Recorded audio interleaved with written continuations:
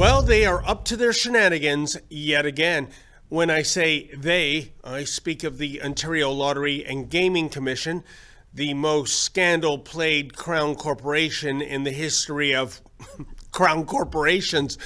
Even so, the OLG defends its lottery ticket monopoly on the proviso of social responsibility.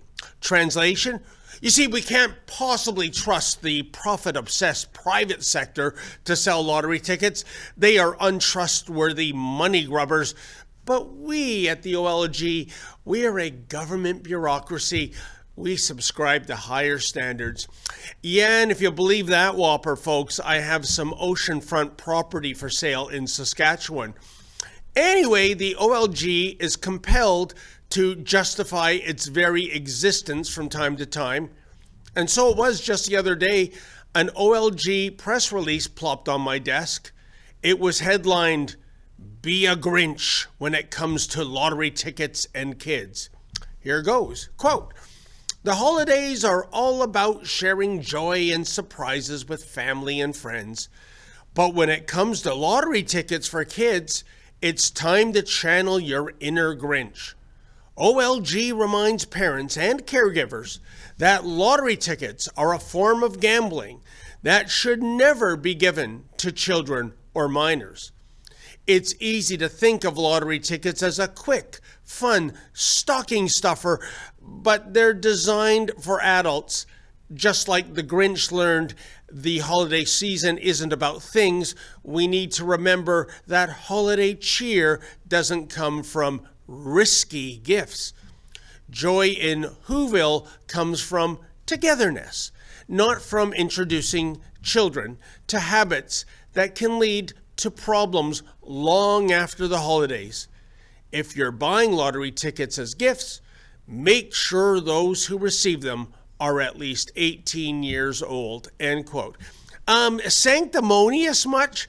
First of all, if the OLG believes that scratch tickets can, quote, lead to problems long after the holidays, end quote, well, gee, that sounds super serious. Maybe the OLG should get out of the gambling business altogether if people are squandering the mortgage money due to a gambling addiction.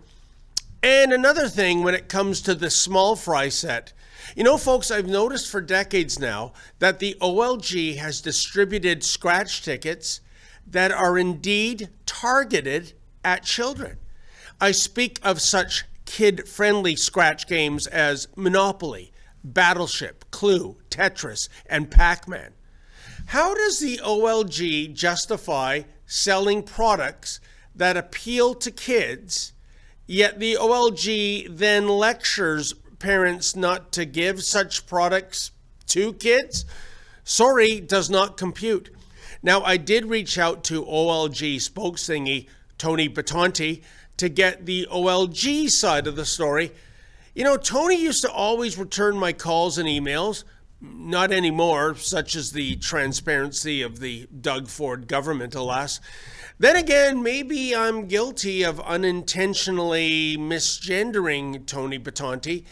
You see, I checked out Tony's online bio to confirm that he's still gainfully employed at the OLG. Here is an excerpt. Quote, "Tony Batonti has over 30 years of work experience in media relations and news production. Tony started their career as an intern at the office of Sheila Copps, former MP, in 1988 and worked there until 1990.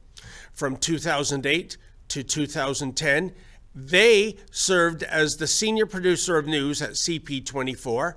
Finally, they joined OLG in 2010 and held the position of senior manager of media relations until 2019, when they were promoted to the director of media relations, which they currently hold." End quote. What the hell? When did this he, him become a they, there? Is Tony now non-binary, trans, two-spirited?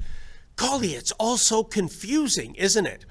In any event, looks like I will not be getting any awareness to my queries about kids and scratch tickets. Odd that Tony's pronouns suggest he identifies as multiple people. You'd think one of his entities would have plenty of time to return my call, but no. And yes, folks, yet another example of your tax dollars hard at work yet again. Hey folks, I know you love it when Rebel News tells you the other side of the story, but the fact is we need your help.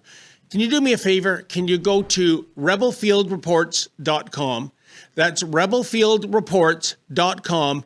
If you're able to, can you kindly make a donation? Because unlike the mainstream media, we don't and will never accept Mark Carney's journalism slush fund money. So please, once again, rebelfieldreports.com.